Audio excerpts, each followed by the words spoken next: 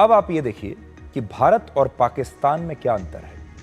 28 मई को भारतीय सेना के प्रमुख जनरल उपेंद्र द्विवेदी अपनी पत्नी के साथ सतना जिले के चित्रकूट पहुंचे और यहां उन्होंने जगत गुरु रामभद्राचार्य जी से मुलाकात की। लेकिन अब इस मुलाकात पर भी विवाद हो रहा है।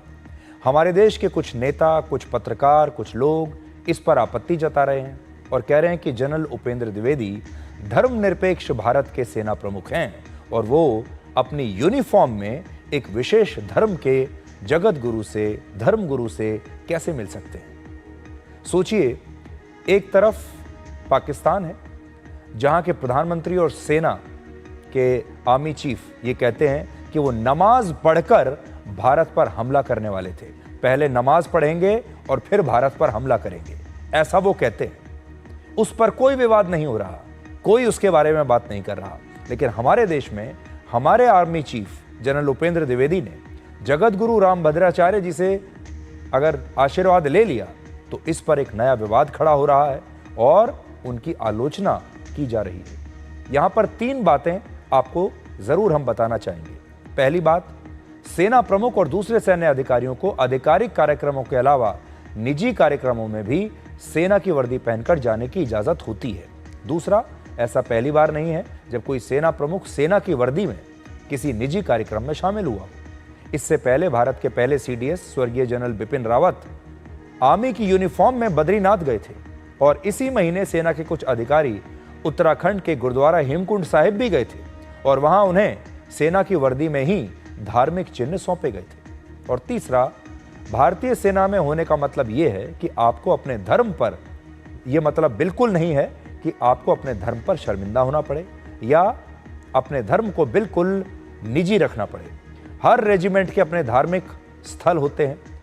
सेना में तो धर्म को बड़े सम्मान से देखा जाता है, वॉर क्राई होती है, उनके अपने चिन्ह होते हैं। लेकिन हमारे देश में कुछ लोग गिद्ध की तरह इस पर भी राजनीति करते हैं। और इसी साल एक इंटरव्यू में जनरल उपेंद्र द्विवेदी ने कहा था कि वो सभी धर्मों को मानने वाले व्यक्ति हैं और जब उनकी जम्मू कश्मीर की 18वीं बटालियन में भर्ती हुई तब वहां उसमें मंदिर, मस्जिद, गुरुद्वारा, देवी काली और महाकाल सब एक छत के नीचे थे।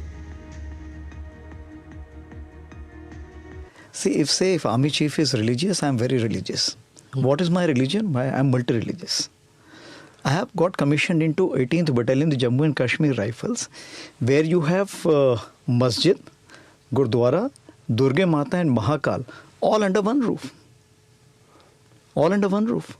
My Subedar Major, who may be a Maulvi, is able to do Durga Mata ki puja, not an issue at all. Now if you see, have I visited any mashhoor place, Golden Temple or Mahakal or Vaishno Devi in beginning stages, initial stages? No. The first thing which I went was to my unit Bhakti Dham. And once I got the blessings there from my Maulvi, my Pandit, my Granthi, thereafter I started going to all the places. When you see, I took the first review of guard. I was presented by 5 the religious teachers, a complete bouquet of all the books which are there, all the religious books inside a box. So as far as I am concerned, I am multi-religious. तो भारत भी बड़ा अजीब सा देश है। भारत के लोग अपने ही सेना पर सवाल करते हैं, अपनी ही सेना से सबूत मांगते हैं, अपने ही आर्मी चीफ की धर्मनिरपेक्षता पर सवाल उठाते हैं और ये सब कुछ होता है लोकतंत्र के नाम पर, धर्मनिरपेक्षता के नाम पर, अभिव्यक्ति की आज़ादी के नाम पर।